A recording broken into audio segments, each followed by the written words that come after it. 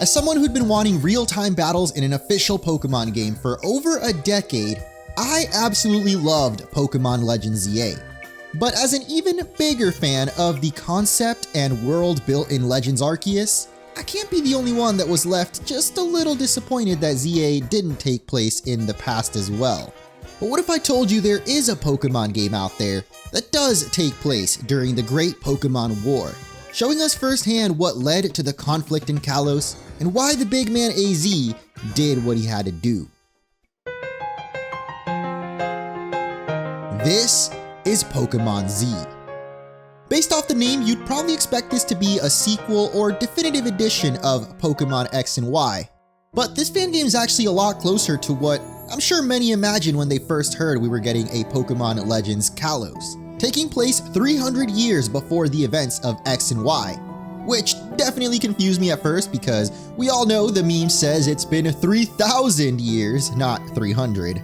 But this was a very deliberate choice by the creator of Pokémon Z to make the world fit a little more with what was established in Pokémon Legends Arceus. So you'll see a lot of familiar things like Hisuian-style Pokeballs and Pokedex, long-thought extinct regional forms, and ancestors of familiar characters from Pokémon X and Y.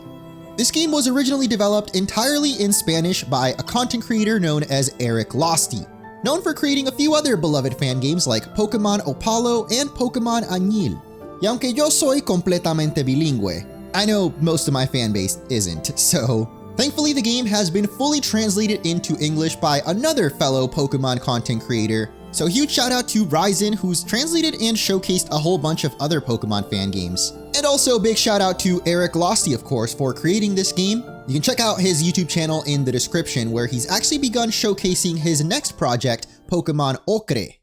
Now, if you're a dedicated fan of my channel, you might be thinking, Munch, didn't you already play Pokémon Z? And you'd be right, as I did complete the first demo that ended about halfway into the game. But since then, Pokémon Z is now fully complete and I've been itching to see how this story ends. Except, I'm assuming most of you watching this video probably haven't seen that demo playthrough. So today we're starting fresh, a brand new adventure in the past of Kalos, but rather than showing off every single bit of gameplay like old school style Let's Plays, this will be more like an abridged version, cutting out a lot of the filler but still showcasing all the best moments and features this game has to offer. So if you guys are excited, don't forget to leave a like, and without further ado, welcome back, again, to Kalos. After choosing our character's look and name, the game presents us with a couple difficulty options. There's normal mode, which I would say is akin to your average GBA/DS era Pokemon game, easy mode, which is a little closer to the more modern Switch era games, and then there's heroic mode. Heroic mode forces you to play in set battle mode without the possibility of changing it. It also blocks the use of healing items for the player during all battles, but not for rival trainers. Wait, so the enemies can use healing items? Additionally, rival trainers' Pokemon will always have 31 IVs in all stats and more EVs than in what the heck? Sure, let's do it. In addition to those difficulty options, this game also has a built-in Nuzlocke mode, which I'm sure most of you are familiar with at this point. But if that's a little too brutal for you, Pokemon Z also offers what is essentially Nuzlocke with training wheels. This is actually the mode I chose during my first playthrough when the game was only halfway done, and even with the revives, I still ended up losing the Nuzlocke and resorted to cheating, so this time around I've decided to just enjoy the game without Nuzlocke. But I did go with the game's heroic mode for that little bit of extra challenge. Oh, come on. How are you gonna start the game with the sad music? Hace mucho tiempo. Oh, El mundo Pokémon I kind of forgot there was voice acting. The intro goes on to summarize the events of the original firing of the ultimate weapon by then King of Kalos AZ, who in this game is known as Aster Zephyr. But it seems many of the details of this Great War of Kalos have been lost to time, leaving a little room for this fan game to fill in the gaps. And it all begins 300 years ago. We're then introduced to this region's professor, who I couldn't help feel looked a little familiar. I'm not just gonna assume she's as evil as her descendant though, especially since in Legends Arceus, Cyrus's ancestor turned out to be one of the goodest characters. Professor Olivier goes on to explain that we've moved to Kalos from a nearby region, where we graduated as one of the top students of a renowned Pokemon Academy. Makes you wonder what region that could be. Because of our potential, the King of Kalos has personally invited us to become one of the professor's assistants to help research the region. But before our journey can truly begin, the game offers one more fun little twist.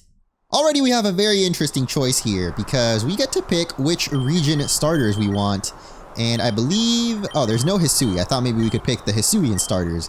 But Kalos is the default, and I believe if you try to pick any other region, it'll tell you that for your first playthrough, they recommend going with the Kalos starter because they do actually have new evolutions and mega evolutions fitting for this game. So no, I'm not going to go with Hoenn, even though that is my favorite region. Like the beginning of many other Pokemon games, there's not much point trying to wander off the main path without first obtaining our starter. Thankfully, the tutorial doesn't last too long here, as just up the mountain we find this. Are those footsteps in the snow? Is someone there? Wait, is a Bidoof talking to us? I need help, please! Whoever you are, please use one of the Pokeballs I've dropped. Olaf? So if you had picked a different region, you would get that region's starters here, but since we picked Kalos, we've got, of course, Chespin, Fennekin, and Feroki. And in my original playthrough, I went with Chespin. I feel like we should switch things up, try out someone new. I'm kind of feeling Fennekin for this playthrough. I think it's the only Kalos starter I've yet to pick, though it may look like an average Fennekin now. As we learned about a minute ago, all three Kalos starters do get new evolutions with different typings. In honor of Sly Cooper, one of my favorite series growing up, we're gonna go with Carmelita Fox. The wild Bidoof attacks! Oh my god! But this ain't your average Bidoof. This is actually normal and ice type. Carmelita already comes with Ember and Bite, which is pretty crazy. And I don't think we have any Pokeballs. Yeah, so there's no catching this Bidoof. So I guess we'll just go for Ember. And it's dead in one hit. Turns out this snowman is actually a man by the name of Crisanto, one of the other trainers chosen to assist the professor. But right when he's about to whip out the proof that he actually is a good guy, it goes flying away with the wind, and thus begins Act 1, Poke Tour. We arrive in Canvas Town, a name I definitely don't remember from the original Pokemon X and Y. But a few steps away, it's confirmed we are definitely in Kalos, somewhere called the Pyrenees, which are actually real-life mountains to the south of France, so I guess we finally got that South Kalos DLC everyone wanted. There's a few items to pick up around town and even some side quests and a few NPCs that'll explain a little more about this Poke Tour. Basically a predecessor to the Gym Challenge, and if we're able to defeat this region's 12 regents, which are basically like the gym leaders, we'll be able to get a wish granted to us by King AZ himself. There's also a guy right outside of the professor's lab who'll let you begin a monotype challenge. This will make it so all Pokemon that spawn are the same randomly chosen type, which is pretty cool that fan games have challenges like this built in. But for this playthrough, I'm feeling it pretty vanilla, so let's finally head inside the professor's lab.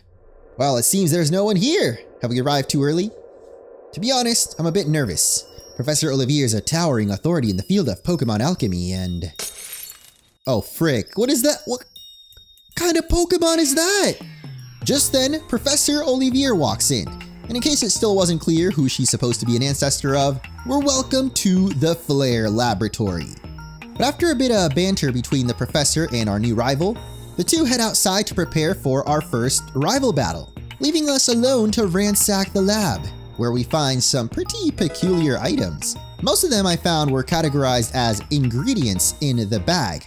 We'll find out exactly what you can do with these ingredients soon enough. But right now, it's time to fight Crisanto. Alright, we got our first real battle. I guess you could say trainer battle. Too bad dude picked the starter that we're strong against, so we're gonna go for our super effective hits. It is interesting the game puts how much exact damage you do above the heads of the Pokemon. I know you can turn that off in the settings, but I don't mind it. I should have used the other move on turn 3, I knew it. Bro, you didn't even make it to turn 3.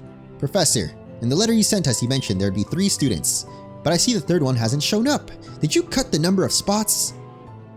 That's what I was about to bring up. The third person needs to be picked up from their house. Their father's orders. Oh. They're spoiled. They live in Vinyltown, not far from here. Can I trust you won't perish on the way through Route 1? I think we got this. I know that back in these days, Pokemon were seen as very dangerous creatures, but you know, we know a thing or two about Pokemon. I totally skipped over it while recording, but just then we received an item called the Pokevial, which is essentially a portable Nurse Joy you can use out in the wild, but has to be recharged at an actual Pokemon Center after each use. Super convenient little item you might be familiar with if you've played fan games like Radical Red. On to Route 1 we go, and many weak Pokemon have had their stats rebalanced. You can check the base stats in the Pokedex. I know a lot of these fan games nowadays come with like a bunch of PDF files that tell you all the differences, but I like that this game actually has it in the game itself. The rest of Route 1 is about as Route 1-like as you might expect, so I figured this was a good time to try out this game's built-in speed-up function.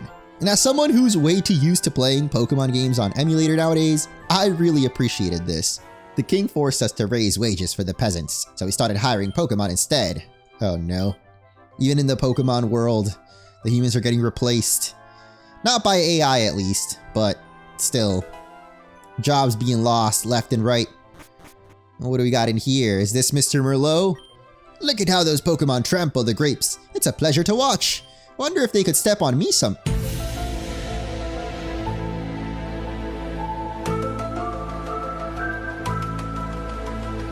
So this is what they meant by Pokemon are doing the labor now. I'm definitely judging that dude, but before leaving Route 1, I decided to catch a couple more Pokemon. I mean, who could resist catching this fletchling with how adorable that sprite is? I eventually found another Kalosian Bidoof too. And though the battle was a little closer than I'd like to admit, I did eventually catch it too. And after that, we moved on to Vinyltown. Now, of course, whenever you first enter a new area in Pokemon, you gotta mingle with the locals.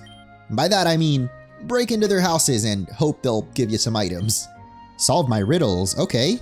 How many eyes does a Weezing have? Oh, Weezing has 2 heads, right? I want to say that it has 4 eyes then. I'm a fish, I'm harmless, but one day I'll become a fearsome monster. Oh, that has to be Magikarp. And my last riddle, what Pokemon loses its tail upon evolving? Oh, frick, I don't... Gengar definitely has a tail, and I'm pretty sure Kadabra does too, so I think it's Machoke, but does Machop have a tail? What? Machoke does not have a tail. Machop has a stubby tail. How did I get that wrong? Oh, wait, the question is asking upon evolving, and Machoke already doesn't have a tail, so it's a trick question, and it's actually going to be Kadabra, because Alakazam does lose its tail, okay. This guy made us work for it with some pretty tricky riddles, but eventually forked over his lucky scarf. And after looking around town a bit more, I eventually found this little girl at the town square that totally spoils Cherubi has another evolution in this region. Hold up, is that a shiny? Kinda wanna go back and catch a Cherubi, but I guess here we have a story. 3 more Bidoof jumped me. What wretched little creatures. That man in the military uniform's Captain Merlot. What about that girl with the eternal Floette though? This is Melia, the 3rd and final trainer joining us on the Poke Tour.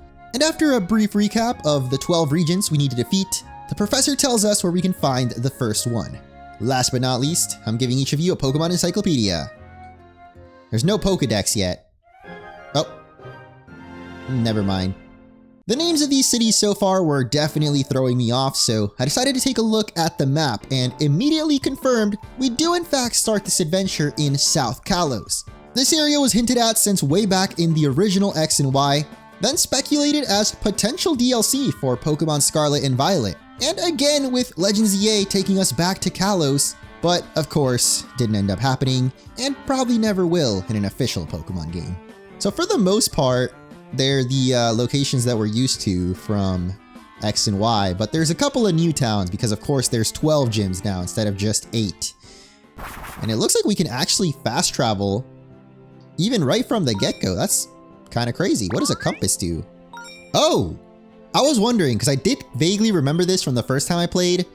But yeah, if you press compass, you can actually see the Pokemon that are in each route. Okay, so with this knowledge, we can go back to Route 1 and see that there are still quite a few more Pokemon here we haven't seen. No Kricketot, but yeah, there is Cherim that we can catch. So I'm gonna try to find one. And find one I did, almost immediately. Caught it too, and then head back over to Vinal Town, where we just met our second rival. First time in the Pokemon Center, and I immediately noticed this gift. A homemade Ultra Ball. Another one! What the heck? 3 of them! And a blood ring. And a shiny potion? Bro, what are all these items? I actually do remember the shiny potion. The next encounter is guaranteed to be shiny, so we want to save this for a special Pokemon. The blood ring though, I do not remember at all, but apparently raises critical hit damage by 40%, so it seems like easy mode, I guess? And because there's no PC back in the day, we instead have this guy with the Pokemon Ranch, although it's basically just a PC. I guess Esper teleports them to the ranch. And this lady here will help you remember moves. Oh, I really appreciate all these quality of life features in recent fan games.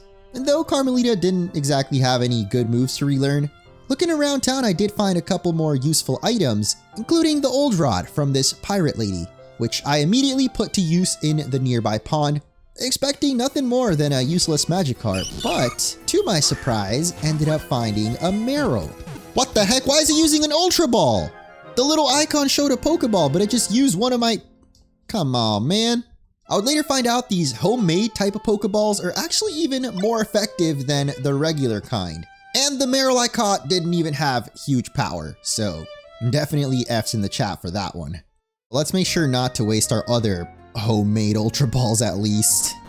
As we move on to Route 2. Actually, we can check the compass and see that there are not any new Pokemon per se here, at least no regional forms. But we do have our rival doing something. So, anyone want to battle? Battle? But we're companions. Bro, I just battled you. What are you talking about? Let's battle. Hell yeah. I don't know what Crisanto is on about. Like, I'm down for a battle. I'm always down. Against a little Eternal Flower Flabébé? Especially down. Kinda curious if it has any special moves though. Like, I doubt it has Light of Ruin yet. I guess we're not gonna find out because it's already dead. Now she does have Froakie, and it goes immediately for Bubble, so good thing I switched to Bonbon here. Critical hit! Did it get the speed drop too? That would suck if it did. Oh my god, why do you have Psywave? Thank goodness that seemed to be a low roll. I think Psywave is kind of randomized a little bit, like how much damage it does. So hopefully it doesn't get a super high hit. I mean, it went for pound, so good start. Level 7 on our second starter battle, rival battle. The difficulty's definitely there. I take back what I said before. We can learn a lot from battling each other like this. What is this guy doing? Wait, did he do that on purpose? Does she not realize what just happened? Very sorry about the axe. It was an unfortunate incident. Not like that time when it wasn't an accident, I mean. Yeah, I don't know, bro. I think he did it on purpose. A little further up this path, we run into our first regular trainer, who goes down pretty easily. And just above him, we find the Go-Goat Farm. Not to be confused with the Skidoo Ranch, of course, from the modern Kalos. Apparently that's all the way on the other side of the region. Inside the ranch though, there's a lady selling Moo Moo milk, which is kind of weird because it is clearly not coming from Miltank. There's also this guy with an interesting proposal. If we can bring him something called a Mercurial Key, he'll actually give us one of his Go-Goat to use as a ride Pokemon, so I'm definitely coming back for that. Back outside, I checked the compass, and Pawmi was the only Pokemon that really interested me in this route, but I just could not get one to pop up, so instead settled for this Fido to round out my party. And of course, the very next Pokemon I ran into was Pawmi. Alright, now let's move on. I'm gonna take this top path out. Even though I think it ends up leading to the same place, I guess you can just avoid a couple of trainer battles. And we have Grisaille Cave. Ooh, this seems like a good area to test out Bonbon. Oh, come on, man. Oh, we have our rivals. We got a problem. These boulders are blocking the way to Grisaille City, and there's no other path. I know. I'll head home and send one of my personal miners to take care of this for us. Hold up, is she talking like miners, like Minecraft, or are you seriously suggesting you force your Pokemon to do manual labor? Hey, that's what we've been doing for like almost 10 generations now. That's called slavery, and it's a very, very ugly thing to do. It's high time I taught you some Pokemon alchemy. It is my specialty after all. So all those ingredients and random items we've been picking up can finally be put to good use, as this game also features a pretty extensive crafting system. Not too surprising, as there was crafting in Legends Arceus, but it's a little different in this game. Because this is basically the crafting tutorial, funny enough, after creating a powder, you can just lie to the professor to get an infinite amount of materials, which I actually recommend doing, because there's an area coming up where you need like 5 to 6 explosive powders. So now that we've crafted it, I think we just use it. Très bien! Make good use of Pokemon alchemy to gather every resource you can on your journey. And the other boulder just disappears, nice. Heading up from here, you can reach a deeper level of this cave, where we can put those explosive powders to good use. There's a lot of smashable rocks down here, so be careful not to waste any of the explosives on ones that aren't necessary, and you'll be able to round up quite a lot of useful items. And once I had had my fill, I head back upstairs to face a new type of trainer. What the heck? Silver? From Pokemon Gold and Silver? Nope, apparently it's Vin with the Galarian Zigzagoon. Okay, that's pretty cool. Something about seeing newer Pokemon in Gen 5 style just brings a little tear to my eye. Maybe it's just nostalgia, but I love the sprite era, so huge props to all the artists and animators who worked on this game. But after that battle, we finally head out of the cave and straight into Grisaille City, home of the first gym, or Bastion as they're called in this game. As expected though, one does not simply walk into a city and expect to battle the gym leader. We first have to help the Regent deal with a recent surge in Pokemon thefts, and one such case happens to walk in just then. A noble lady whose Furfrou has been stolen, and of course she recruits us to find it. Luckily we find a pretty clear clue just outside. We've got some little paw prints. I feel like I'm playing Blue's Clues. And the paw prints lead right out of the town into Route 3. Where are the clues, Blues? Oh my god, was it actually a Houndour? Not quite. But we do find a couple regal-looking trainers around who give Carmelita enough experience to learn a curious new move. Perhaps a hint at her new, or rather old, evolution in this bygone era. And speaking of primitive Pokemon, so in this route it looks like we can find... Wait, what the heck is that? Didn't take too long to find this Kalosian Pikachu, an electric and poison type. And after finally catching it, we run into another pretty easy trainer, protecting this run-down cabin with an odd fella living inside. I used to have a great business around here, sold all kinds of useful things. But it all fell apart after the epidemic. Would you buy my last remaining stock? Sure, we'll do this guy a favor. With this money, I can stay afloat until I find a place to settle down. If you think of a place like that, could you come back and let me know? I think I'd fit in well in a small village. Maybe we'll find somewhere he fits in up ahead. But first we gotta get through a boggier part of the swamp with another pretty easy to beat trainer that leads us right into a much more difficult encounter. Well, these guys certainly look suspicious. Are you truly so foolish as to not know the most excellent and illustrious Team Azoth? Well, no. Really? In that case, allow us to educate you on the matter. We belong to an order of scientists and intellectuals who seek to preserve the beauty of the Pokemon world. Get in line, buddy. Did she just slap them? You've left us no other choice. I think she slapped us into them. Which of course means a battle will begin. And it's actually a tag battle alongside Melia. That's pretty cool. Come on, why are you guys both targeting me? Oh, actually, I guess That hits both of us, the poison gas? Do I go for an Ember instead? I feel like Ember might do more damage than Bite did, even though it's not super effective. Let's find out. Oh, come on. We don't even get the burn either. Oh my god, we're gonna die. Critical hit, come on, dude. Please. And Carmelita's dead. I just said how none of my Pokemon had fainted yet, and, well, thank goodness I decided against doing Nuzlocke for this playthrough. Though I'd be down to try one in the next playthrough if you guys end up enjoying this new kind of format. Anyway, Snowball comes in to avenge Carmelita, teaching us that Freeze works more like Legends Arceus. Though Snowball ended up going down too, Melia's Muna finished the job. I need to step my game up, cause, yeah, even though we're not doing Nuzlocke, I want to try to keep my Pokemon alive. I'm kind of embarrassed after that one, I'm not gonna lie. Guess we'll see if we can get our redemption against the gym leader. But first, who's that over there? Bro, he is straight up just Assassin's Creed.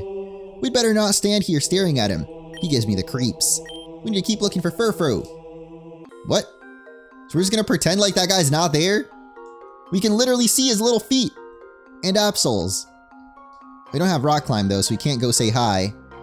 Which means I guess we're moving on? Up ahead we find Acrylic Town, which seems to have been abandoned by all but a single Nurse Joy refusing to give up hope. She says that if we happen to find any other people in need of shelter, to let them know this town is now safe to return to.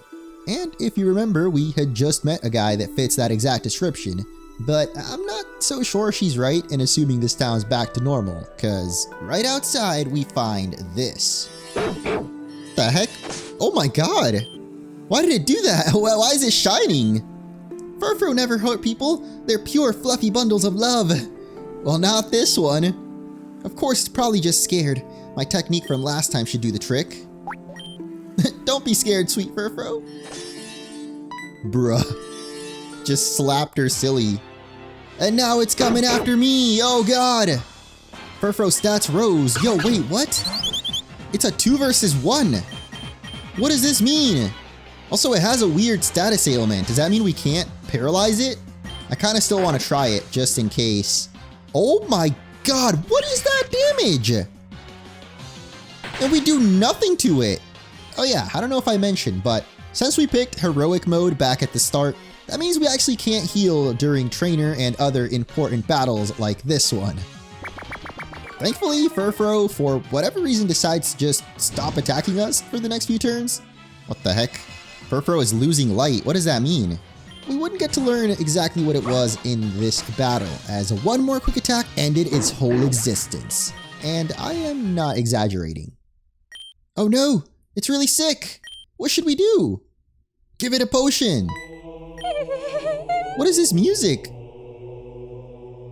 Surprise, Man had a full head of hair under that hood, okay. Please don't be afraid. I mean you no harm. My name is Mira. I'm in the midst of a crusade against some undesirables who call themselves Team Azoth. I'm hunting them down. You've already crossed paths with them, haven't you? Yes, and we chased them off, but who are they exactly? Utter monsters. They abduct Pokemon to experiment on them. They claim it's in pursuit of some vitally important discovery. But to inflict suffering on something as noble and pure as Pokemon, it is wholly unnatural. This Furfrou, for instance, has been injected with something. That's why it's giving off that strange light. But we can cure it, right? Surely Regent Kalola will know what to do. We're too late. The only thing left to do is give it a dignified end and spare it. Please turn around. It won't be a pleasant sight. What? Is he really? Wait, Absol is gonna do it?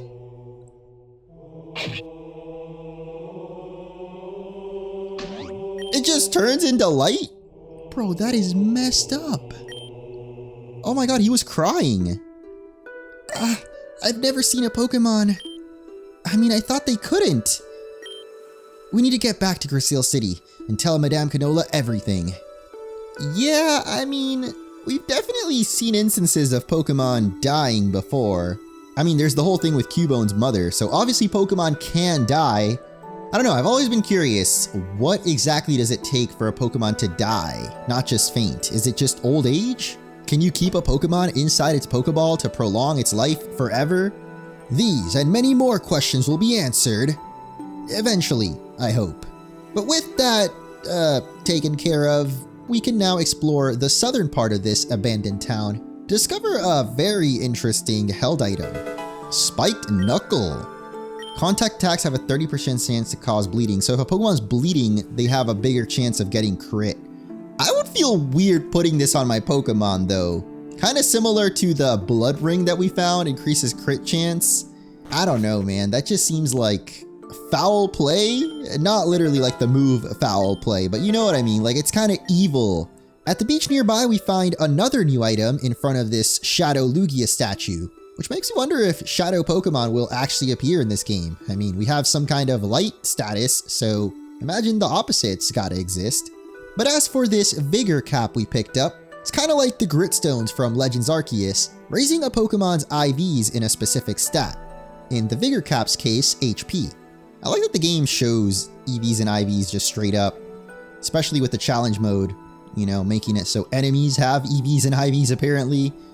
You gotta know what your own Pokemon are dealing with. On the way back to the city, we stop by that weird guy's house to tell him about the abandoned town we just found, and he ends up moving into the Pokemon Center as the new clerk, selling us the usual Pokemon items. Back in Grisaille City though, I decided to take on one more side quest before battling the gym leader. You see, this building's the headquarters of the Musketeers, basically like Kalos's cops, who offer rewards to anyone that captures dangerous criminals around the region. The first being a supposed witch hiding out at the bottom of Grisaille Cave, where we blew up those rocks earlier. So we track her down and become a literal bounty hunter, which I don't know how I feel about. I mean, they didn't tell us if this lady actually did anything wrong, and considering what they used to do to witches back in the day, this game's making us do some pretty morally gray stuff, and I'm curious if it might affect our character down the line. Now let's go get our reward. My goodness. The next evildoer we know of is a hunter who has last seen in Gloomy Cave. Cave is located on Route 6. Keep in mind if you pass by there, but proceed with caution. Alright, well we got a while until Route 6 most likely, so I think it's time we move on and take on the first gym leader, or regent. Canola has been informed of what has transpired and awaits for your first Bastion challenge. Please proceed through the door ahead to begin. I wish you the very best of luck. I'm a little nervous, I'm not gonna lie. We don't get to heal during the battle either, so I feel like we should try to better prepare our Pokemon. Like right now we have Simple. The Pokemon is a Simpleton, and that doubles its stat changes. Nice. The gym challenge is to answer which of the types on the floor is super effective against fighting.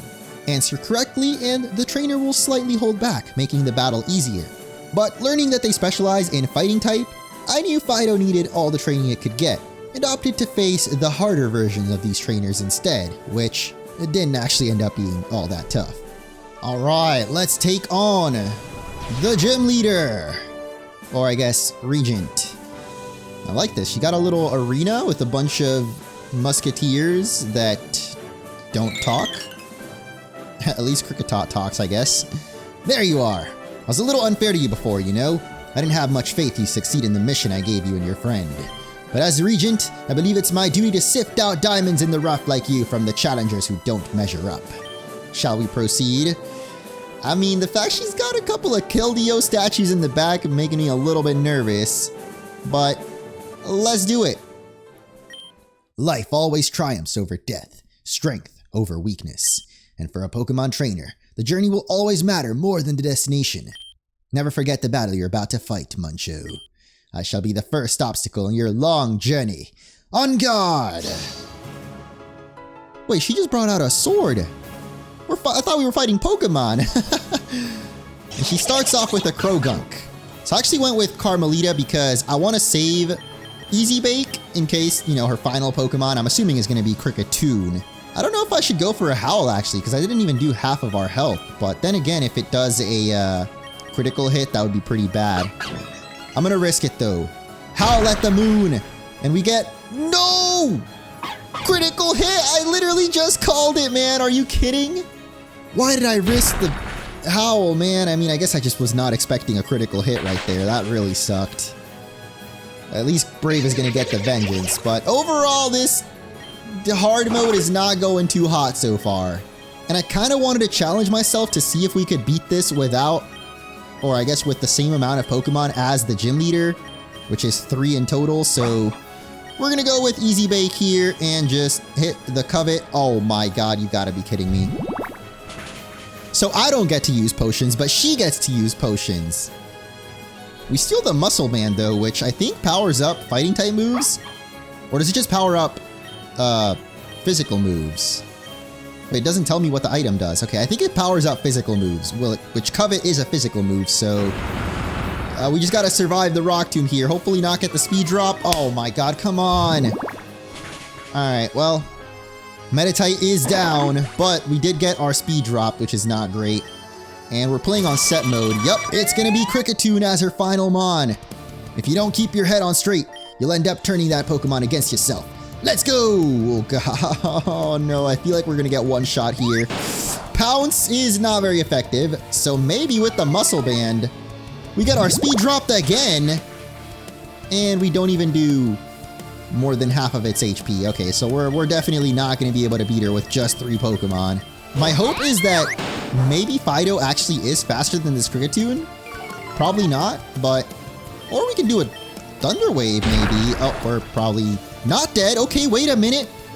We can hit the Thunder Wave here. That's huge. And then we can finish it off with a Covet from Fido after. Especially if we get it down. Oh my god, wait. The fully paralysis. Thing's got an Oranberry. That's fine with me. We're just going to keep Poison Fanning. Sadly, Minnie's going to go down, but Easy Bake should be able to wrap things up here with the Covet. Okay, that's... yeah, this game is definitely tougher than I was giving it credit for. I could have sworn it said there was a level cap at the beginning, but maybe because we defeated the region it turned off, because we got 2 levels from that, which is insane. You've been measured, you've been tested, and you have proven yourself worthy. A world full of possibilities awaits you, Challenger. We get her number 2? Wow. Even in the face of my full severity, you powered through by relying on your Pokemon. As one of the 12 regents, it is my honor to award you your first Bastion badge, the Guard Badge. Whoa, we got a 3D model? That's crazy. I was originally going to end the video there, but considering we just unlocked the level cap, that means we can now evolve our starter Fennekin. And as I hinted at the beginning of the video, the Kalos Starters actually evolve a little differently in Pokemon Z. So I went on to Route 4 and took down some of the Pokemon and trainers there. But upon hitting level 16, Carmelita didn't evolve. I guess we're moving on to the forest. I mean, at least there's probably Pokemon that Fennekin can really easily beat over here, like Morlul. And upon hitting level 17, something's going on, because Fennekin should have definitely evolved by now. So as I continued on to the next area, something quite unexpected happened. What the heck? Alright. I guess Snowball's gonna be our first regional form to evolve. And that looks awesome. What? He's on a freaking snowboard. Wait, that's sick. Level 16.